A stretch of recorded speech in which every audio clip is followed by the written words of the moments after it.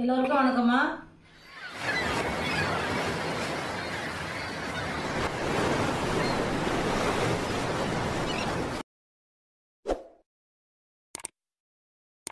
இன்னைக்கு நம்ம பார்க்க போகிறது வரியறை. வரியறை எப்படி சுத்தம் பண்ணுறதுன்னு பார்க்கலாமா? எப்படி சுத்தம் பண்ணுறதுன்னு பாருங்க. ஃபஸ்ட்டு தலையை கிள்ளணும்.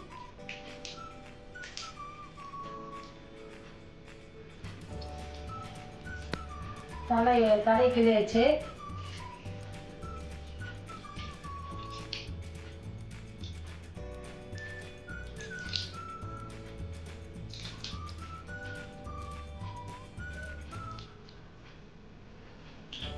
நிமிஷம் தலையை வந்தாச்சு. இப்போ நம்ம நரம்பு எடுக்கணும்.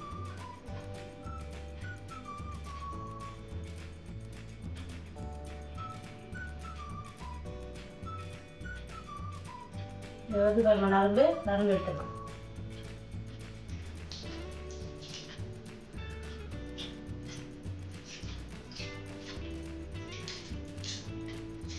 இந்த நரம்போடு போட்டோம்னா வவுறு வலிக்கும். அதனால் நம்ம நரம்பு எடுத்துக்கணும்.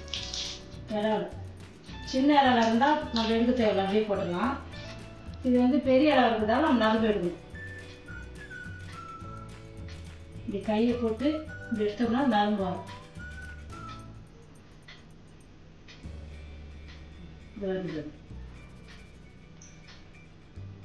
நரம்பு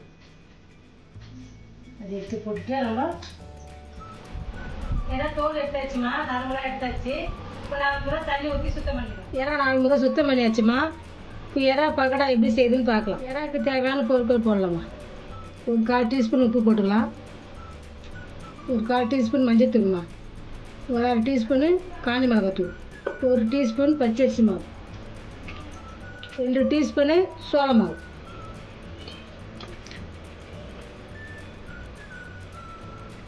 ஒரு டீஸ்பூனு இஞ்சி பூண்டு பேஸ்ட்டுமா. 1/2 டீஸ்பூனு கரம் மசாலா தூள். 1/2 டீஸ்பூனு மிளகுத்தூள். முட்டையோட வெள்ளை கவுரி எடுத்து ஊற்றிக்கலாமா. இதில் அதை வந்து ஊற வச்சாச்சுமா. இப்போ நம்ம வறுக்கலாம். ஸ்டவ் பற்ற வச்சு தவா வச்சாச்சு. தவா சூடாகிடுச்சுமா. இப்போ நம்ம எண்ணெய் ஊற்றிக்கலாம். எண்ணெய் நல்லா சூடாகிடுச்சுமா. இப்போ வந்து நம்ம தோசைக்கல்லில் எறா போடலாம்.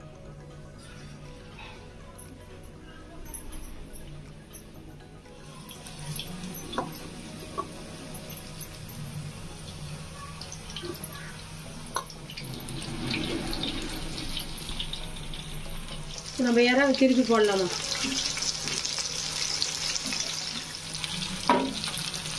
எறா திருப்பி போட்டோமா. ஸ்டவ் ஸ்லோவாக வச்சு தான் நம்ம வேக வைக்கணும். எறாவை அதிகமாக வச்சோம்னா எறா வேகாது. எறா அமுத்தினா தான் நல்லா வெந்துடும். எறா இந்த மசாலாவும் நல்லா ஊறும்.